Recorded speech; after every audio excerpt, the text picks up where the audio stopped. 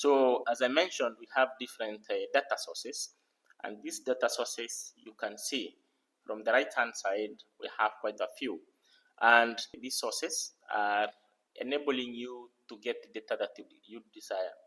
For example, if you're carrying out a project on a community level, you are looking at how the environment within that community has changed over time. One, you need a source that has captured the community in whole. Like you could probably go back in time, 5 years, 10 years. So at that time, you will not require field survey data as first element. You probably think of aerial data or satellite data that you need to get. Then from there, you can go to the ground. So think of the GIS as working from the bigger picture to the smaller picture. So the smaller picture is the area of focus, specific area of focus. So you think from the big to the small. So these are examples. I'll not go through them. I'll share this documentation or this presentation with you, and it's one of the things that you acquire in this course, which is basically exciting. You can go through it at your own pace. There are some links here that you can open, that you can actually find more details about different elements within the GIS industry. So when we talk of data, there are quite a number of things that we need to take into consideration. And one is the aspect of quality. We have things like completeness, things like accuracy. This is because, for example, you cannot probably carry out an analysis that you want to know the population living in an area, and then you pick data that was recorded 10 years ago.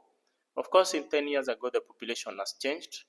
It could be the population has increased or has reduced based on the different environmental impacts. So you need to rely on data that is accurate, and all that we put it into a bigger class we call data quality. So always go for quality, look at what you are working with, understand it before you put it in practice. We are going to look at different elements that specify data quality, and as I've mentioned, we have accuracy, we have the measurement levels, we have the method of data collection. Was it through sampling? Was it through random selection?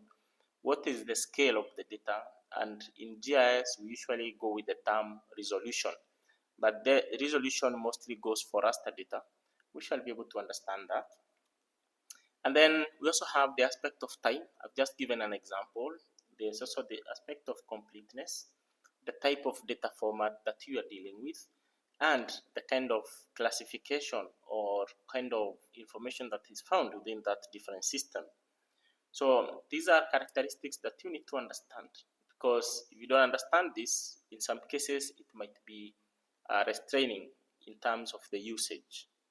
You cannot give a map of an area in 2024 and you're using data that was collected in 2000. It's very difficult. It's always good to find up-to-date data for your application.